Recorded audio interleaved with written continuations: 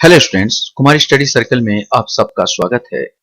एडीयू की परीक्षा को देखते हुए ग्रामीण आवास चैप्टर में एक और योजना है, वो है प्रधानमंत्री ग्रामीण आवास योजना। आज हम लोग उसका विस्तृत अध्ययन करने वाले हैं ताकि इसमें से सारे क्वेश्चंस जो भी उठे आपसे बन जाए। तो चलिए देर न करते हुए एक एक चीज को हम लोग देखते हैं, कोशिश करते हैं। तो प्रधानमंत्री ग्रामीण आवास योजना जो 2023 लेटेस्ट उठाया हूं, एक ऐसी सरकारी योजना है जिनके तहत ग्रामीण क्षेत्रों के आर्थिक रूप से कमजोर लोगों को पक्का मकान बनवाने के लिए सरकार द्वारा आर्थिक सहायता दी जाती है। ये तो आप लोगों को अच्छी तरह से मालूम है।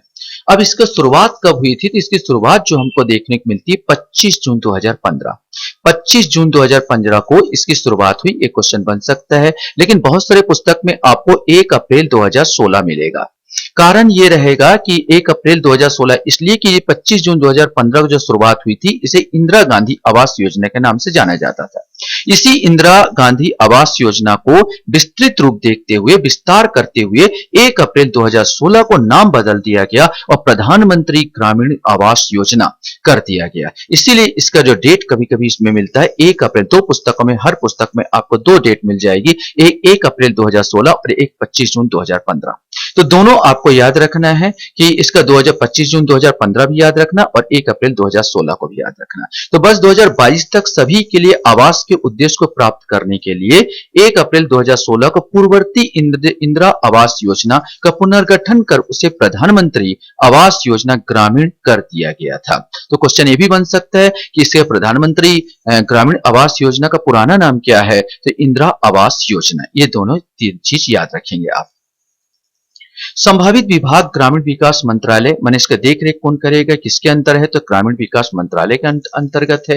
योजना का प्रकार सेंट्रल गवर्नमेंट स्कीम है। ये इसका उद्देश्य है हाउस फॉर ऑल, प्रत्येक के लिए घर, इसका मेन उद्देश्य है।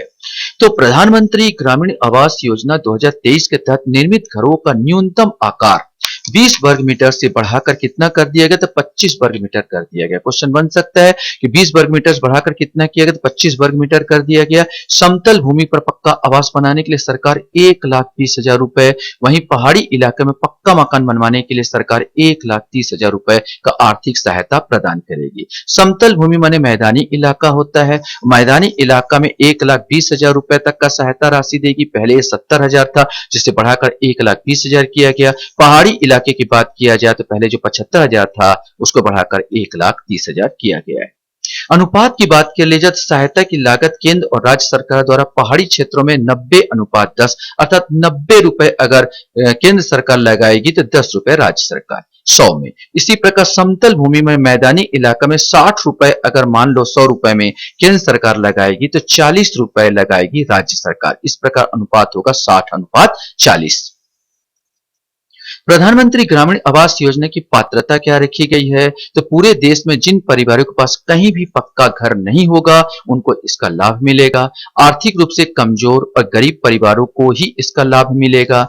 अनुसूचित जाति, अनुसूचित जनजाति, SC ST भी हो सकता है वो, EWS अर्थात आर्थिक रूप से कमजोर वर्ग को भी इसका लाभ मिलेगा। को ही याद रखेंगे, माने आर्थिक रूप से जो कमजोर है उन्हीं को ये लाभ मिलेगा। बीपीएल श्रेणी के अल्पसंख्यक और नॉन SC ST ग्रामीण परिवार को लाभ मिलेगा। वह परिवार जिनकी आय बहुत ही कम हो, सेना के रिटायर और शहीद हुए रक्षक कर्मियों, अर्धसैनिक बलों और सैनिकों की विधवाओं और आश्रित परिजनों को लाभ मिलेगा। LIG निम्न आय समूह को और BPL गरीब रेखा से नीचे वाले को इनका लाभ मिलेगा। जो व्यक्ति आवेदन कर रहा है उसके परिवार की आय 3 लाख रुपए से 6 लाख के बीच होनी चाहिए, ये भी कंडीशन जोड़ी गई है। प्रधानमंत्री ग्रामीण आवास योजना की कुछ विशेषताओं को देखें तो इस योजना के अंतर्गत मिलने वाली राशि और सब्सिडी का पैसा सीधे आवेदक के बैंक खाते में जाएगा। मतलब कोई लेन देन, कोई माने बिचौलिया इसमें से, माने यहाँ पर भ्रष्टाचार को रोकने के लिए उपाय किया गया कि डायरेक्ट आपका जो है खाता पर चला जाएगा पैसा। इसके लिए आवेदक को बैंक खाता पहले से आधार कार्ड से लिंक होना चाहिए। ग्रामीण आवास योजना 2023 के अंतर्गत आवास निर्माण के लिए जगह 20 वर्ग मीटर से बढ़ाकर 25 वर्ग मीटर किया गया जाएगा, जिसमें रसोई हेतु क्षेत्र भी शामिल है, बताया जा चुका है। समतल भूमि अर्थात मैदानी इलाका पर पक्का आवास बनाने के लिए सरकार 1,20,000 रुपए, वहीं पहाड़ी इलाका में पक्का मकान बनवाने के लिए सरकार 1,30,000 रुपए आर्थिक सहायता प्रदान कर रही है, बताया जा चुका है। दोनों इंपॉर्टेंट है। आवास योजना में लगने वाले खर्च को केंद्र और राज्य सरकार मिलकर पूरा करेगी। इस योजना का लागत केंद्र और राज्य सरकार द्वारा पहाड़ी क्षेत्र में 90:10 और समतल भूमि क्षेत्र में 60:40 के अनुपात में साझा की जाती है। इस योजना को स्वच्छ भारत मिशन योजना से जोड़ा जाता है। ये बहुत इंपॉर्टेंट है कि इस योजना को स्वच्छ भारत मिशन योजना से भी जोड़ा जाता है। इसमें बनने वाला शौचालय के लिए स्वच्छ भारत योजना के तहत 12,000 क्वेश्चन पूछा जा सकता, कितना हजार राशि दे रही, तो 12,000 रुपए अलग से आवेदनकर्ता को दिया जाएगा। प्रधानमंत्री ग्रामीण आवास योजना के अलग अगर अभ्यर्थी की जरूरत है तो वह 70,000 रुपए तक लोन भी ले सकता है। क्वेश्चन बन सकता है कितने हजार तक का लोन ले सकता है, तो 70,000 रुपए तक का लोन ले सकता है, जो बिना ब्याज का होगा, जैसे किस्तों के रूप में भरना होगा, माने ब्याज फ्री है इसमें। इस योजना के लाभार्थियों को अन्य सुविधाएं जैसे टॉयलेट, पीने का पानी, बिजली, सफाई, खाना बनाने के लिए धुआं रहित ईंधन के लिए योजना के अन्य योजनाओं से भी जोड़ा गया है। इस योजना की कुल लागत 1,30,075 करोड़, इसको जरूर देखते जाएंगे, 1,30,075 करोड़ रुपए है ना, है जो केंद्र और सरकार और राज्य सरकार द्वारा 60:40 के अनुपात में वहन की जाएगी। किसी राज्य के दुर्गम क्षेत्र का वर्गीकरण राज्य सरकारों को करना होगा। माने ये भी इंपॉर्टेंट है, क्वेश्चन बन सकता है कौन करेगी, तो दुर्गम क्षेत्र कौन सा पहाड़ी इलाका है, कौन सा समतल इलाका है, तो वर्गीकरण की जिम्मेदारी राज्य सरकार को दी है। इस तरह का वर्गीकरण किसी अन्य प्रावधान के अंतर्गत राज्य में मौजूदा वर्गीकरण के आधार पर और मापदंड पर आधारित कार्यप्रणाली के प्रयोग करते हुए किया जाएगा। प्रधानमंत्री ग्रामीण आवास योजना संबंधित कुछ महत्वपूर्ण जानकारी और देख लेते हैं। शौचालय को ग्रामीण आवास योजना के एक अभिन्न अंग बना दिया गया है। शौचालय के निर्माण के पश्चात ही घर को पूर्ण माना जाएगा। क्वेश्चन बन सकता है किसके निर्माण के पश्चात घर को पूर्ण माना जाएगा, तो शौचालय। सरकार द्वारा शौचालय निर्माण के लिए पहले बताया 12,000 की राशि स्वच्छ भारत मिशन के अंतर्गत उपलब्ध कराई जाएगी। इसके अलावा मनरेगा के अंतर्गत मकान निर्माण हेतु 90/95 व्यक्ति दिवस अकुशल श्रमिक मजदूरियों के प्रावधान में निर्धारित किया गया है। मतलब मनरेगा को भी इसमें फायदा मिलना चाहिए, जो सरकारी स्कीम है इसमें 90/95 व्यक्ति दिवस अकुशल श्रमिक की मजदूरी का प्रावधान किया गया। क्वेश्चन बन सकता है प्रधानमंत्री ग्रामीण आवास योजना के अंतर्गत निर्माणित घरों की बिजली मंत्रालय के दीनदयाल उपाध्याय ग्राम ज्योति योजना और सौभाग्य योजना। क्वेश्चन बन सकता है किन किन से जोड़ा गया है, तो दीनदयाल उपाध्याय ग्राम ज्योति योजना और सौभाग्य योजना के माध्यम से विद्युतीकरण किया जाएगा। पेट्रोलियम एवं प्राकृतिक गैस मंत्रालय प्रधानमंत्री उज्ज्वला योजना के माध्यम से मुफ्त एलपीजी कनेक्शन भी प्रदान किया जाएगा। ये भी क्वेश्चन बन सकता है किसका एलपीजी प्रदान कौन योजना के तहत किया जाए, तो उज्ज्वला योजना के तहत किया जाएगा। इसके अलावा जल जीवन मिशन के अंतर्गत पाइप से जल पूर्ति उपलब्ध कराने का भी प्रयास किया जाएगा।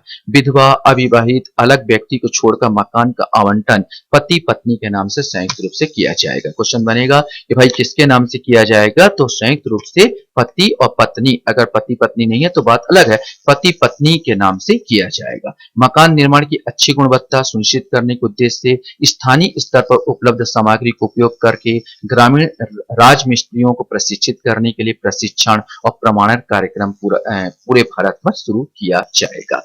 अब सवाल उठता है ग्रामीण आवास योजना की निगरानी कौन करेगा। इसको भी देख लेते हैं कि निगरानी किसके अंतर्गत आएगा। तो इस योजना की निगरानी एंड टू एंड ई, याद रखेंगे, end to end E governance model MIS Awaas soft एवं आवास ऐप के माध्यम से की जाएगी। लाभार्थियों को डायरेक्ट बेनिफिट ट्रांसफर के माध्यम से भुगतान किया जाएगा। इस योजना का सोशल ऑडिट, सामाजिक अंकेक्षण, सामाजिक भागीदारी किसके माध्यम से, सामाजिक भागीदारी के माध्यम से किया जाएगा। इसके अलावा दिशा कमेटी की बैठक संसद की अध्यक्षता की जाएगी। तो कौन सांसद की अध्यक्षता कौन करेगा, सांसद की अध्यक्षता दिशा कमेटी करेगी। ये भी इंपॉर्टेंट है।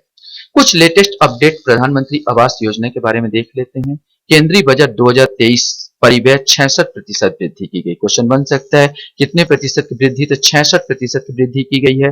केंद्रीय बजट 2023 में प्रधानमंत्री आवास योजना पर कुल परिव्यय में 79,000 करोड़ 79,000 करोड़ रुपए की वृद्धि की गई। बहुत इंपॉर्टेंट क्वेश्चन है। इस बार 2023 के बजट में 79,000 करोड़ रुपए की इसमें वृद्धि की गई है। प्रधानमंत्री आवास योजना का लक्ष्य 31 मार्च 2022 तक किफायती कीमत पर लगभग 20 मिलियन घरों का निर्माण करना था और प्रधानमंत्री आवास योजना को बस 2024 तक बढ़ा दिया गया। ये बहुत इंपॉर्टेंट है कि भाई कब तक बढ़ा दिया गया है। इसका कार्यकाल 2024 तक बढ़ा दिया गया है और पक्के घरों का कुल लक्ष्य भी संशोधित करके 2.95 करोड़, वर्तमान का ये है अपडेट है, इसको देख लेंगे, 2.95 करोड़ घर कर दिया गया है।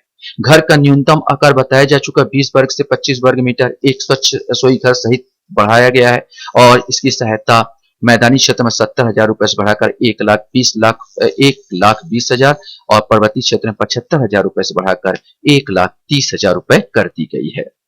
योजना के तहत आरक्षण के बारे में बात कर लिया जाए तो यहाँ पर आरक्षण की बात किया तो अनुसूचित जाति जनजाति वर्ग के लिए आरक्षण 60% है। अर्थात अगर 100 मान लिया जाए 100 घर है तो 60 घर किनके लिए जाएगा? SC ST वर्ग के लिए जाएगा। अल्पसंख्यक वर्ग के लिए 15%, अर्थात 100 में 15 घर जो होंगे अल्पसंख्यक लोगों के लिए आरक्षित रहेंगे। वहीं पर दिव्यांग की बात किया जाए जो हैंडीकैप्ड है उनके लिए 3% आवास माने 100 में 3 घर उनके लिए रहेंगे। योजना अंतर्गत हितग्राहियों का चयन सामाजिक आर्थिक जनगणना 2011 ना के आधार पर ग्राम सभा के अनुमोदन, क्वेश्चन बन सकता है किसके अनुमोदन? तो ग्राम सभा के अनुमोदन द्वारा किया जा रहा है। छत्तीसगढ़ के प्रधानमंत्री आवास योजना के तहत राज्य के लिए स्वीकृत 10,97,000 आवासों में से कितना है? तो 10,97,000 आवास छत्तीसगढ़ के लिए थे। 8,23,000 आवास का निर्माण पूर्ण हो गया है। इसके बाद AIP जिले 14 जिले इसमें AIP जिले के अंतर्गत रखे गए हैं। छत्तीसगढ़ में बस्तर संभाग के पूरे जिले आते हैं। इसमें सूरजपुर के अतिरिक्त सरगुजा संभाग, गरियाबंद, राजनांदगांव एवं कबीरधाम जिले को समाहित किया गया है। क्वेश्चन बन सकता है कितने जिले AIP जिले के अंतर्गत रखे गए हैं? तो ये 14 जिले छत्तीसगढ़ के अंतर्गत छत्तीसगढ़ में रखे गए हैं। आशा करता हूं ये वीडियो भी आपको अच्छा लगा होगा। आप लोग मेरे वीडियो को वॉच करते हो इसलिए धन्यवाद। Thank you very much.